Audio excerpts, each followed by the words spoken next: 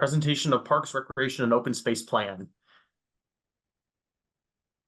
Mayor, Council, if I may, introducing and speaking about the PROS plan, 90% completion is Casey, our Parks Director, and Daniel, our Deputy Director. They've been doing excellent work in the Parks Department. Daniel has been before Council in the past to present different items to you, and I just wanted to make sure that I recognize them for their work. Thank you. Thank you, Mayor, Deputy Mayor, and Council. Just as a reminder, every 6 years, the City of Burien Parks Department works with the community to update the existing Parks, Recreation, Open Space Plan, or PROS plan. Once adopted by the Burien City Council, the PROS plan helps guide the city's management and development of park properties and recreation programs. The PROS plan process is a grant funding eligibility requirement set by the Washington State Recreation and Conservation Office. The PROS plan also helps the city fulfill the Growth Management Act planning requirements for comprehensive plan elements as outlined by the Washington State Department of Commerce. It also helps the city be eligible for other state and federal grants for acquisition and development of parks and recreational facilities.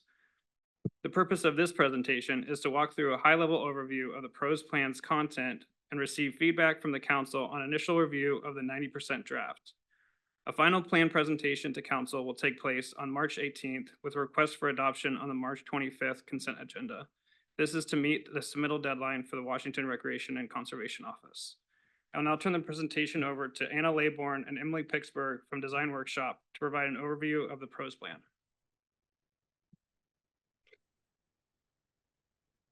Great, thanks, Daniel. I'm going to try sharing my screen here. Oh, disabled. Someone else advancing our slides. Yes, great, thank you. I'm Anna Laybourne with Design Workshop. We're pleased to present tonight some of the high-level contents of this plan. So you'll see this is the agenda of many of the contents, the overview of what is within the plan document. And we'll start off by, on the next slide, adding a little bit about what is the plan purpose. So this plan is really a guide. And I'll start by reminding that it's looking to the future for Burien's parks, recreation, and open space for the next 6 years of what will occur here. This plan provides recommendations to support a future of holistic system meeting the needs of the community with opportunities for enhancement. Burien's current park and recreation assets provide invaluable benefits for the community with diverse recreation opportunities. This plan provides guidance for their ongoing care and upkeep. It includes looking to the future and planning for improvements to achieve equitable outcomes. Next slide. This plan is inspired by community input, their needs and ideas. With the Shape Your City initiative, 5 phases organize a wide variety of opportunities and methods for the community members to provide their input and feedback as they vetted the plan contents. We estimated over 1,000 people provided input to this plan. Next. The plan document is organized into 6 components, as you'll see in the table of contents. It includes an executive summary, introductions, park system evaluation, themes and goals, implementation, and the concept plans. So I'll walk through all of those. Next slide. The direction for the future is articulated in Chapter 3, organized around a framework of 4 overarching themes. 1, plan for the future of a holistic system. 2, celebrate and sustain the natural environment. 3, support community health and wellness. And 4, foster community connection and identity. They all together have 20 goals. We won't go into all 80 strategies tonight or Chapter 4 near-term action items, but you can read all of those within the plan. Next slide. So we wanted to hit on a few different elements of the plan. The current park system and what it includes. So there's a lot of inventory in this plan. It was really needed to update an understanding of what is provided today, what are your properties, and how do they contribute to community health, physical and mental. They encourage physical activity and provide education programs for youth and strengthen communities by bringing people together, connecting them with nature. In Burien, there's a lot being done with very little resources. This plan updates that inventory of what you currently provide within your system, which includes 28 parks, 4 trail corridors, 2 community centers, 11 miles of trails, but we're looking holistically at improvements to the whole system, not just individual sites. The previous PROS plan from 2018 set baseline strategies to get the park system to what it is today. And this plan is about expanding the system to achieve benefits for the community as a whole. Next slide. Burien's park system features 416.4 acres of parkland. They provide different functions and have been classified into 7 different types based on characteristics like size, amenities offers, access, intended duration of use. Communicating these functions makes expectations clear for how they should be developed and what they should provide to community members. The city offers 5.5 miles of trails within that classification, and this does not include the 11 miles of trails within other park types like Seahurst Park and Salmon Creek Ravine. Next. Oops.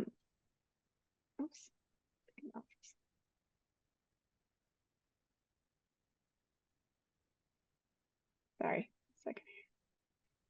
Okay, the plan includes a variety of technical analysis of data, some of which is a requirement of Parks and Recreation System planning, and others that are fairly advanced or innovative, ones that were not in your previous plan. This map shows the number of housing units per parcel overlaid with watershed gaps to visualize house densities. The light blue marks properties with 1 residential unit, and the medium blue represents parcels with 2 to 4 units. And the darkest blue shows parcels with 4+ units. So this tells us that 56% of residential household units in Burien have access to parks within either a 1/4 or 1/2 mile radius. Single-family properties on the western side of the city are in established neighborhoods that were not designed for walkability, and many have large yards that serve some outdoor recreation needs.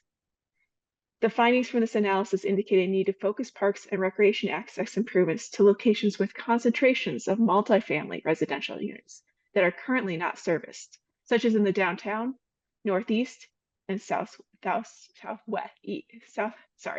downtown, northeast, and southeast. There are also locations that walking conditions along streets and addition of access points to parks or trails would reduce parking distribution gaps. This plan looks to how to better fill gaps in the distribution of parks and walking access. Okay, next. Comparing service levels to other similar sized cities helps the Parks Department determine what improvements are needed to continue offering parks and recreation opportunities for residents. This chart shows Burien fits in the average of park acres, number of properties, and acres per people. But with considerable growth in the population anticipated, maintaining this level requires increasing these offerings in the future. Next. There were a lot of key findings about the engagement efforts. I'll just hit on a couple of things that were really important to inspire the plan. One is parks in Burien are the 3rd highest visited destination behind only restaurants and homes, and they're closely followed by running errands.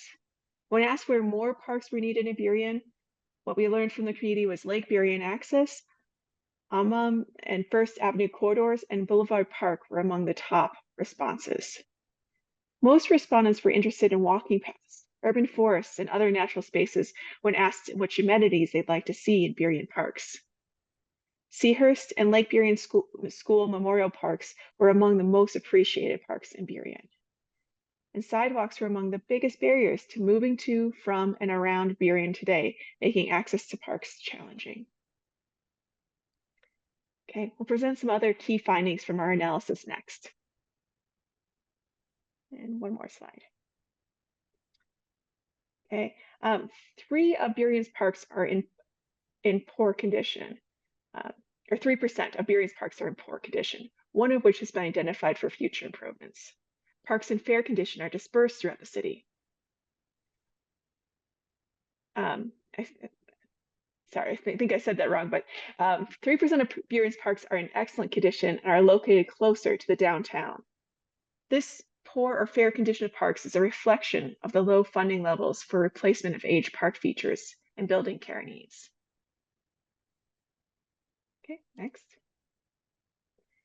A robust equity analysis is a critical component of this plan that will drive not only the plan strategies, but also the capital improvement project prioritization process, which we'll discuss next. You might be familiar with this type of map from the urban forestry plan, but this one is similar, but with additional factors important to recreation and services. The equity analysis will be presented in 4 different subcategories in the plan.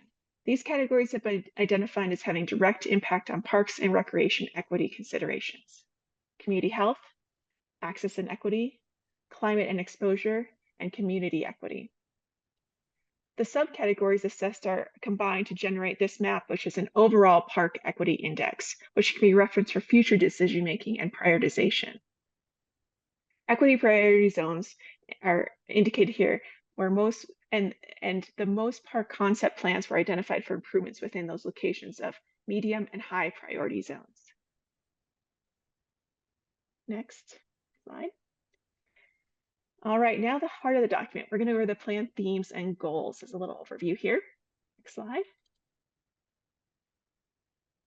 These 4 themes encompass all of the goals and help organize the strategies of the plan. Each theme starts with a verb to show action and emphasize what the overall theme is trying to accomplish: plan, celebrate, support, and foster. Next. In the first theme, Plan for the Future of a Holistic System, the goals focus on access gaps as they relate to partnership, park system funding, investment in equity priority areas, and catering to the unique needs of the community. Next. This goal provides strategies for reducing challenges of walking to parks and improving access as it is related to infrastructure and maintenance efficiencies for park improvements. Next.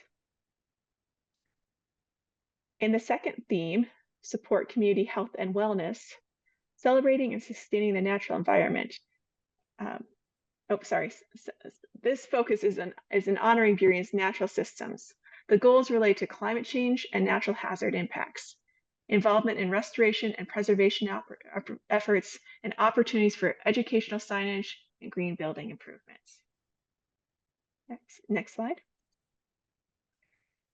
The third theme, Support Community Health and Wellness, we look at the way community members use parks, facilities, and programs through partnerships, nature-based programs that focus on health and well-being, universal design interventions, and safe and secure park improvements.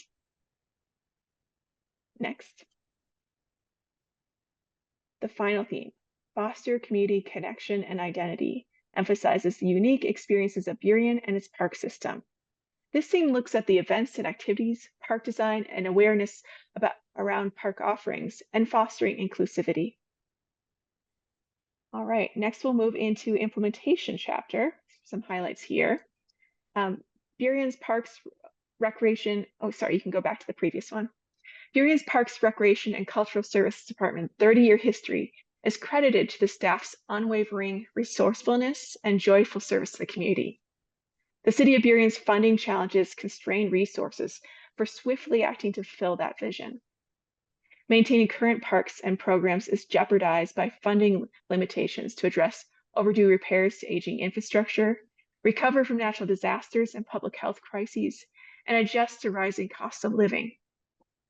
So this chapter on implementation carefully considers challenges to funding the full vision of this plan and prioritizes actions, considering grant potentials and other opportunities. Okay, you can go to the next slide. The equitable prioritization matrix provides a framework to implement the plan strategies efficiently to realize the visions underlying of each theme. The matrix introduces a diagram that combines the multidimensional analyses completed during the planning process and determines the urgency of the implementation of strategies and action items based on the system's existing conditions, level of service analysis, the equity priority zones I shared earlier, and other opportunities. Based on this framework, each action item is assigned a time frame for implementation. Ongoing, short term, like 1 to 3 years, medium term, 4 to 6 years, and long term, 10 or more years. Okay, next. Another key component of this is as looking at these priority tiers is each action item. It's subdivided into policy, operational, and capital improvements, and indicates which plan themes are supported by which items and would require additional funding resources. Each action item is then assigned a time frame for implementation based on the framework shown in the previous slide. So policy improvements focus on administrative or legal processes. Operational improvements include departmental changes that affect day-to-day management and maintenance. And capital improvements are planned physical improvements within the park system. Okay, next. This is another exciting part to share with you, that an additional piece that isn't typically included in this type of system-wide plan are park concept plans for 6 sites that were identified for significant changes. These concepts embody the plan strategies, so community members might imagine what these strategies might mean for physical changes and new offerings. Next. Community feedback was gathered during the Shape Your City initiative and helped inform these concepts for 6 sites. Concepts were developed for Chelsea Park, Puget Sound Park, Hilltop Park, Salmon Creek Ravine, Southern Heights Park, and Boulevard Park. These concepts are preliminary. There'll need to be additional engagement with the community when funding is available for future design. Okay, one more. I'll quickly highlight one big idea for Puget Sound Park that's in the plan. During our team's visit to Burien, we found a significant opportunity at this park and recognized that there was a need for event and community gathering spaces. This park sits within a medium-high equity priority zone and is concentrated adjacent to a watershed gap. Within this concept, we realized that Puget Sound could be upgraded from its current classification as a neighborhood park to become a larger community serving park. This park provides an opportunity for community gathering and events and an open lawn for multi-use purposes. It would link to the Puget Sound through design interventions such as nature-based play, natural playgrounds, and misting features, while also providing shelters, shade, and seating. Additional educational experiences such as botanic plantings, an improved loop trail, and a connection to adjacent parks. Okay. Next slide. In conclusion, recently the city crafted our equity value statement that people of all backgrounds, races, languages, genders, and abilities are provided full and equitable access to achieve their full potential and to thrive. Burien acknowledges that past inequality and equitable planning led to injustices we have today. This statement further points to a landmark moment, an urgent need to gather more supporters and resources for our values and mission. The Burien Parks, Recreation, and Spaces 2024 Plan Update is intended to guide decision-making to 2030, inspiring and attracting new opportunities. And with that, we'll end our presentation. See if you have any questions for us. Any questions? Councilmember Andrade. I didn't see it in here in the plans, and I wanted to find out if it would be anything that would be coming up in the future. But the fountain that we have out here, do you have an update for that? Is that something that's going to be in the works? Not now, in the future? Councilmember Andrade, I could speak with that. That is one of the projects that we are hoping to address as we move forward with a ballot initiative in the future.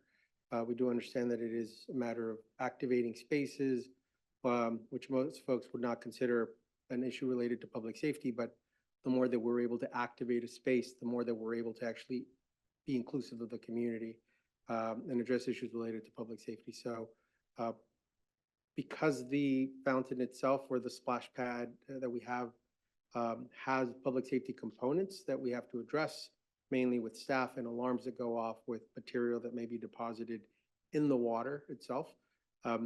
We currently don't have sufficient staff to be able to do the normal work and then also monitor the safety of the water that children may be bathing in on a regular basis. So as we do move forward with the ballot initiative, that is one of the components that we are hoping to address and potentially resolve, to have someone that could monitor the fountain more often or the splash pad. Sure.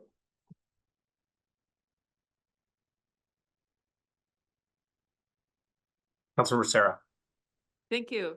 Thank you for that presentation. I'm not even gonna tell you how long I spent reading everything in there this weekend. It was amazing. And this was a really good summary of it. Two things stood out that were outside but yet related to parks. One is that as a council and as city leadership, we need to be serious about finding some funding so that we can have more parks, because parks and recreation aren't just a nice addition that makes life better. They are really integral to the health and well-being of communities. So that's just a future call to action to my fellow council members. And the other thing that stood outside of parks was that you and BEDP before both mentioned Shape Your City, and Shape Your City is really helping with this information gathering. And I just wanted to just put a pin in that and say that it is seen and noticed as a information gathering tool. In terms of parks, I want to raise a really big concern I have about the fact that we're having hotter, drier summers. We're in drought no matter what kind of rain we get, and that most of our parks are not irrigated. I'm concerned about kind of the well-being of the play areas, but also the permanent vegetation, and wonder if there's discussion on that or thought about, you know, how are we going to secure the health of some of the bigger planted assets in those parks?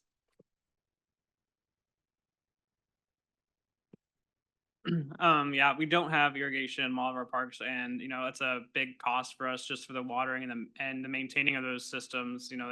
Once they're in the ground, you still have to continue to clean them and fix broken heads and all that. And so we focus, on maintaining the systems that we do have, especially the ones related to our sports fields, because those are critical to keep those active for the community. In other areas where we don't have irrigation, we look to plant native materials or adapted plant materials that can kind of weather those drier conditions a little bit more, because they're used to having that wet and dry season that we do have here. I know it's getting worse with, the wet is wet, concentrated in short durations, and then the dry is spread out longer. We don't really have a solid plan for how to deal with that issue, but there's ultimately hand watering as you put in new plant material if you don't have irrigation. But as plant material establishes, especially native material, the root systems are structured such that they can somewhat adapt to those changes. But it's definitely something that we should consider moving forward. And I guess we're just hoping that the native natural cycles will help the plants adapt, and then we can, intervene where we can. But of course, water trucks and staff time to water and all that is also a great cost. So there's still that funding component that we come back to, where we have a very small crew. We have like 8-9 person crew, and we have 416 acres of parkland to maintain. So as you can imagine, they're very busy and they do great work for what they can with the ability they have.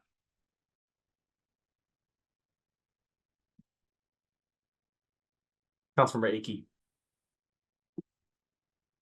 This was a great presentation. I learned so much reading the entire packet, which I did too.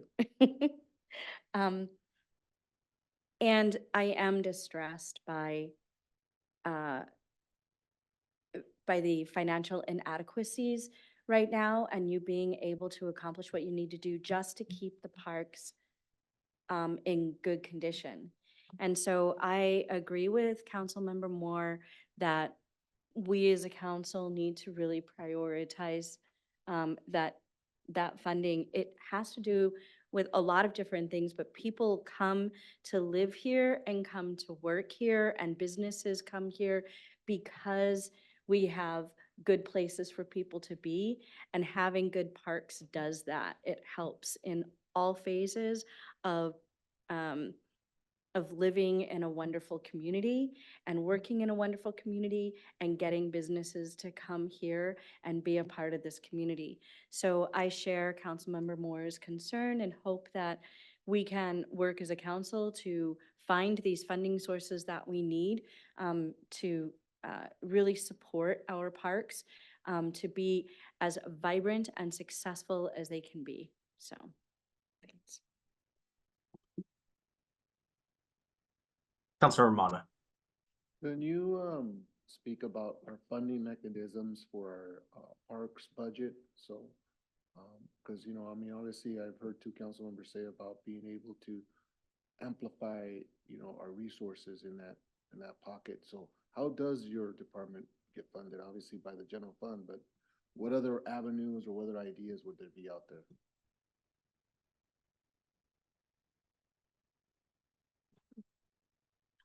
So currently it's general fund, as you had brought up, and that funds all the operations. And then we have our capital improvement plan, which is from the reserves and the money that our finance director is be able to set aside.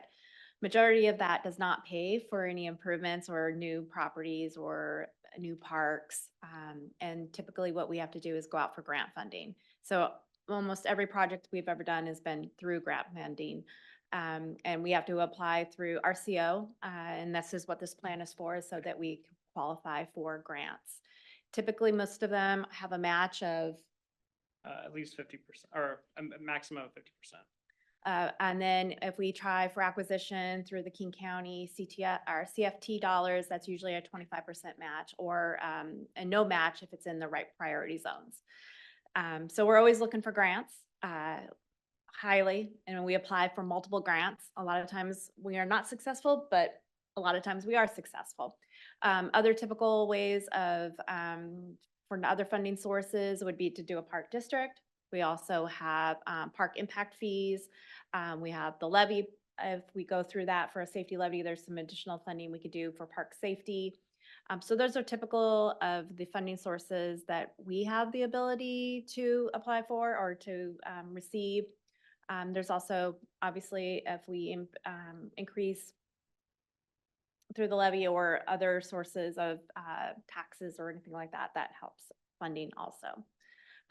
We do also work with the community, and we have a few donations that have helped we've had some properties donated, but then we need the money to maintain the properties. We have funding that people will donate for recreation programs, for wheels and for kilns and things like that. So the community is invested and they do give back. We also partner with a lot of different agencies to provide opportunities and programs to the community where we're giving the space. We waive the fee for the space and they're providing program opportunities. So we try to be as creative as we want. We try to take a nickel and spread it as far as we can. We also do what we call zero-based budgeting every year, and it's based on what the community wants. And we go back and we look at our budgets and we see how we can spread it for what the community's demand is at that time. So we try to be as creative as we can to serve our community, because that is the most important thing to us. So just in that follow-up question, so to be impactful, we would more than likely have to have some kind, whether it's in the public safety levy, because, I mean, obviously you can spend a lot of money on gardening or you're doing landscaping, but, you can't really see it, right? So if you would say that there would be an injection of capital, probably be more than likely from money would have to come from community members, because I don't think philanthropy would, or even government money would be able to push the amount of money that we need for some of the parks. Am I incorrect by saying that? Kind of.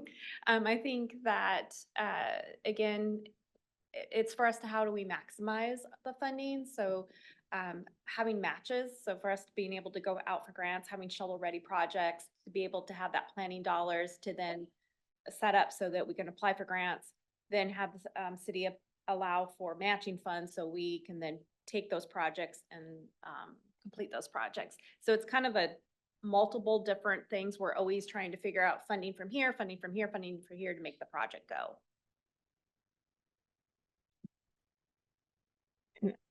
could just add to that, Casey's covered so much there excellently of the rounding of all the different funding sources. And I think the other one to acknowledge is there is already a great deal of volunteerism that takes place and donorship, that's been tapped into it, I think, more than most cities. And from what I've seen in the industry, that you may have reached a bit of a limit there of what's possible through volunteerism and donorship without adding additional staff that would better support um, fundraising and increasing volunteerism. It takes people to make that possible. The goal P2 in the plan is completely about this topic, about how to increase and diversify park system funding. And it provides a number of different options to pursue in thinking about how do you more radically advance your funding to be able to fulfill these needs. There are things like looking at developer contributions and updating those to better match the actual costs of providing parks, to looking at taxes and bonds and other forms that may be appropriate that expand beyond what the current sources are you're using today. But those all need to be explored and evaluated before determining if any of them are appropriate to move forward with. Councilmember Garcia. Thanks, Mayor. Thank you, Anna and staff. You guys do amazing work. Probably are one of our most understaffed departments, if not the most. Thank you for everything you guys do, just maintaining our parks. I generally believe our parks are our most important asset. You know, when we asked this today during commissions to both BDP and arts, you know, they speak about the people, and I think the parks speak about people as well. We're really privileged and blessed to have so many parks. So I love this discussion that we're hearing from our council members here today. One vehicle that I think hasn't been discussed that I've asked before during one-on-one meetings, it's been a while, is potentially doing what the arts community did with the arts district, right? They applied for an arts district to get certification from the state. So then they have more options to apply for grants, because there's only even so much we can do on the budget side. It sounds like we may be looking to improve that with the upcoming budget crisis that we're trying to avert. But I think looking into a parks district would be a very good option on top of the bonds, on top of everything else. But I think a park district and us investing in parks and being known as the best city in King County with the best parks from top to bottom, that will alleviate a lot of the issues that we're seeing, from everything from crime to quality of life, through health, through ecology.